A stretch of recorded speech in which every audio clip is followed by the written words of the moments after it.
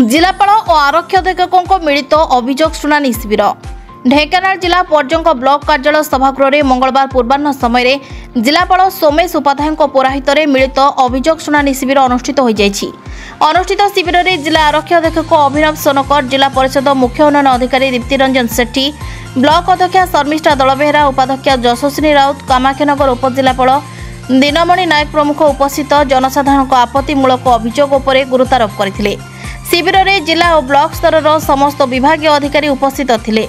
विद्युत भत्ता, आवास गृह एहिपरि अन्य केतेक समस्या उपरे 92 ऊर्ध्व आपत्ति अभियोग उपरे पंजीकृत होइतिबा बेले एथिरे ऑफलाइन ने 65 अभियोग और ऑनलाइन ने 26 गोटी अभियोग आसीथिबा जणा पड़छि।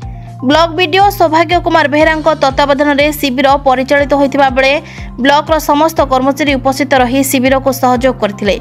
सेपरि पर्यटक थाना आईआईसी धीरेन कुमार बेहरा और समस्त पुलिस कर्मचारी उपस्थित थिबा दृश्य देखा मिलिथिला। ढेंकानाल जिला पर्यटक ब्लॉक रु निर्मल गडनायक रिपोर्ट, ना ओडिशा। लेटेस्ट न्यूज अपडेट पाई www.naodisha.com को लॉगिन करंतु।